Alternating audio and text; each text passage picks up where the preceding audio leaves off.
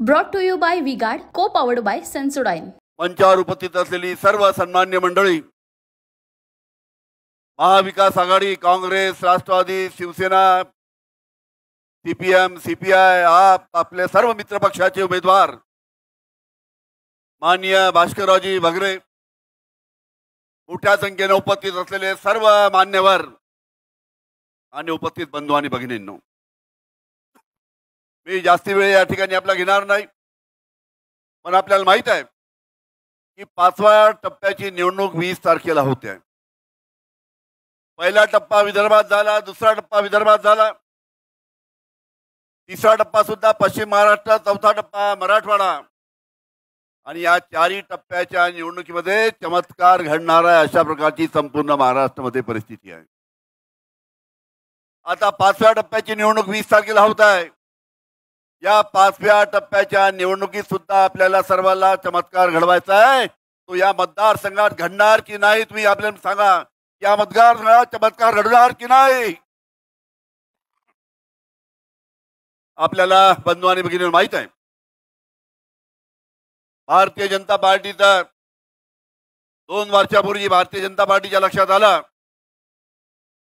की आपल्या स्वतःच्या ताकदीवर आपण खासदार निवडून आणू शकत नाही, आपल्या स्वतःच्या ताकदीवर आपण आमदार महाराष्ट्रामध्ये निवडून आणू शकत नाही.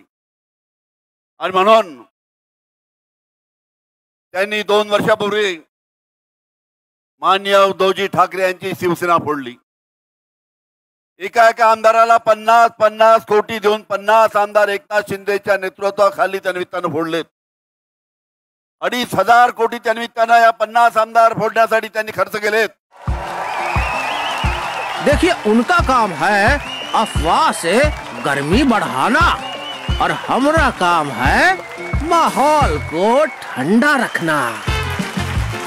हमारा नेता कैसा हो जो माहौल को रखे ठंडा वैसा हो. अब की बात वी-गार्ड एयर कूलर का चमत्कार.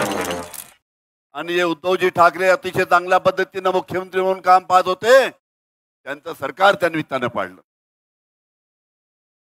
त्याच्यानंतर राष्ट्रवादी काँग्रेसचे नेते, आमचे अनेक नेते ईडी आणि सीबीआयच्या धाकाने फोडलेत.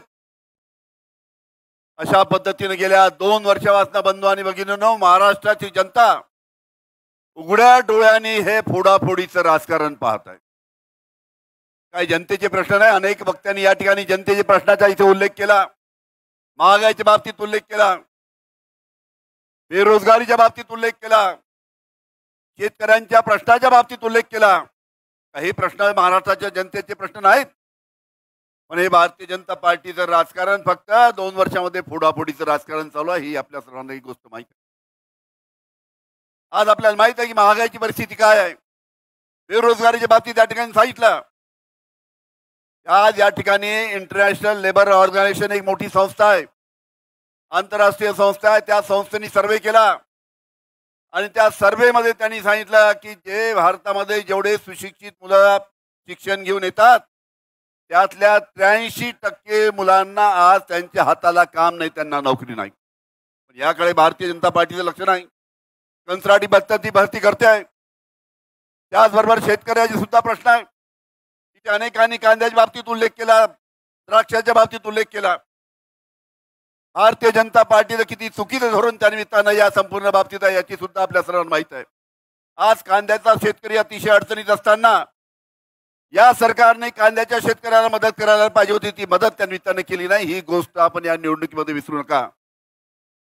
यात नरेंद्र मोदी साहेबांनी सांगितलं होतं 10 वर्षापूर्वी आमच्या विदर्भामध्ये, यवतमाळमध्ये आले होते, त्यावेळेस सांगितलं होतं मी 2022 मध्ये शेतकऱ्याचं उत्पन्न दुप्पट करील.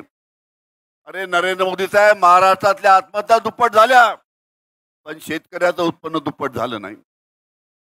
आपल्याला माहिती आहे जीएसटीच्या बाबतीत तिथे बोलले अनेक. तुम्ही लक्षात घ्या, ज्या ज्या गोष्टी शेतकऱ्यांना लागतात त्याच्यावर जीएसटी या सरकारने जास्ती लावलेला आहे. तुम्ही जर बाजारात, तुम्हाला जर एखाद्याला कोणाला हिऱ्याची अंगठी, जाऊ खूप श्रीमंत असेल त्याला हिऱ्याची अंगठी करायची आहे, तर आज हिऱ्यावर 3% जीएसटी आहे. तुम्ही जर खत घ्यायला गेला तर खतावर 18% जीएसटी आहे. तुम्ही जर ट्रॅक्टर घ्यायला गेला ट्रॅक्टरवर 28% जीएसटी आहे. आणि तुम्ही जर मोटरसायकल घ्यायला गेला त्याच्यावर 23% जीएसटी आहे, पण हिऱ्यावर 3% फक्त जीएसटी.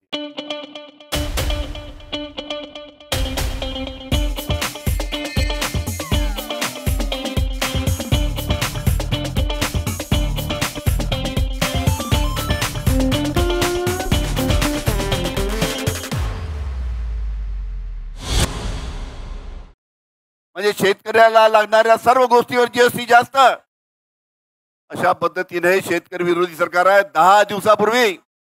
10 दिवसापूर्वी खताच्या किमतीमध्ये या सरकारने 20% वाढ केली. 5 तारखेला निर्णय घेतला, बरोबर 10 दिवसापूर्वी 20% खताच्या किमतीमध्ये वाढ केली. ही गोष्ट सुद्धा आपण समजून घेतली पाहिजे. आणि अशा या पद्धतीनं आदरणीय शरद पवार साहेब ज्या कृषी मंत्री आपल्याला माहित आहे, सर्वांनी या ठिकाणी सांगितलं की कशा पद्धतीनं द्राक्षाला मदत केली, कशा पद्धतीनं कांद्याला मदत आदरणीय पवार साहेबांनी केली. पण आज जेव्हा नरेंद्र मोदी यांची सभा झाली, त्या सभेमध्ये नरेंद्र मोदी विचारतात की पवार साहेबांनी काय केलं. मी बंधू आणि भगिनींनो, 8 वर्षापूर्वी नरेंद्र मोदी साहेबांनी एका वर्तमानपत्राला, मोठ्या वर्तमानपत्राला इंटरव्ह्यू दिला होता. त्या इंटरव्ह्यूमध्ये त्या वरिष्ठ पत्रकारांनी नरेंद्र मोदी साहेबांना प्रश्न विचारला की माननीय कृषी मंत्री शरद पवार यांचं कृषी क्षेत्रामधलं काय योगदान आहे. अशा पद्धतीनं जेव्हा 8 वर्षापूर्वी तेव्हा त्यांना प्रश्न विचारला होता, त्यावेळेस नरेंद्र मोदी साहेबांनी त्या इंटरव्ह्यूमध्ये सांगितलं होतं, त्याचे 4 फक्त ओळी मी तुम्हाला इथे वाचून दाखवतो. त्या इंटरव्ह्यूमध्ये नरेंद्र मोदींनी सांगितलं होतं की पवारांचे प्रत्येक पाऊल शेती आणि शेतकऱ्यांच्या विकासाच्या दिशेने.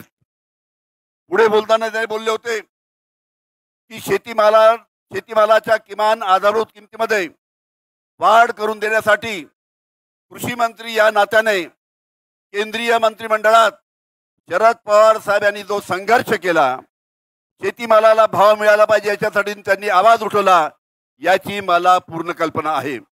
त्यांचा सातत्याचा आग्रह आणि दबाव, त्यामुळेच शेतीमालाच्या किमतीमध्ये लक्षणीय वाढ होऊ शकली. हे सत्य कुणी नाकारता येत नाही. आणि म्हणून शेतकऱ्यांच्या दृष्टीनं शेतकऱ्यांच्या दृष्टीनं पवार साहेब हे शेतकऱ्यांचे मसीहा आहेत, अशा पद्धतीचं वक्तव्य नरेंद्र मोदी साहेबांनी केलं होतं. आणि आज आता निवडणुका आल्या तर आता निवडणुका पाहून कशा पद्धतीनं भाषा बदलली, कशा पद्धतीने खोटे बोलतात, ही गोष्ट सुद्धा बंधू आणि भगिनींना आपण सर्वांनी समजून घेतली पाहिजे.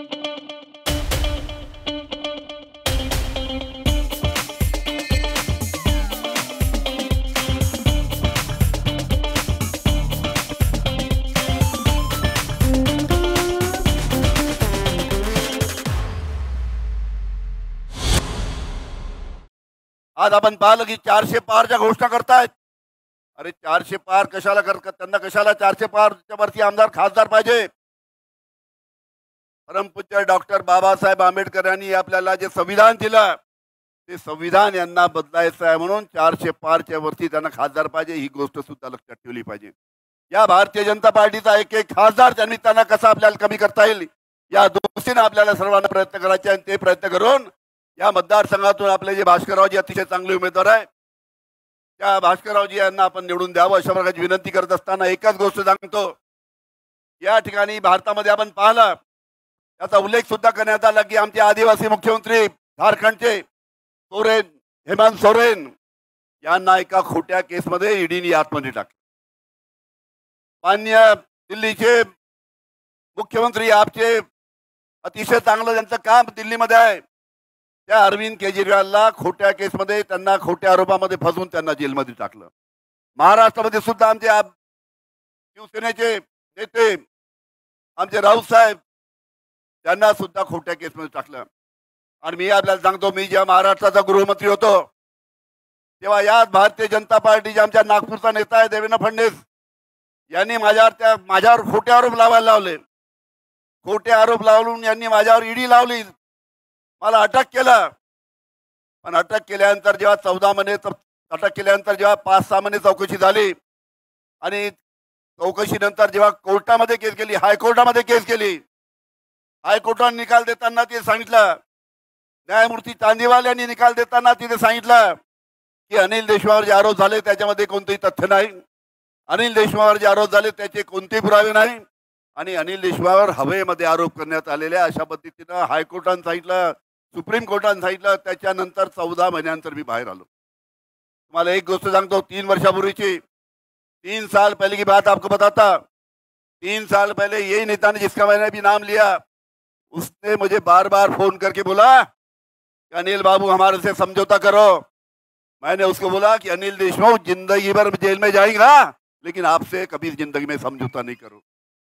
14 महिने एका खोट्या आरोपामध्ये आत्महत्या टाकला. अशा पद्धतीनं संपूर्ण भारतामध्ये ईडीचा धाक दाखवून या पद्धतीनं कारवाई चालू आहे.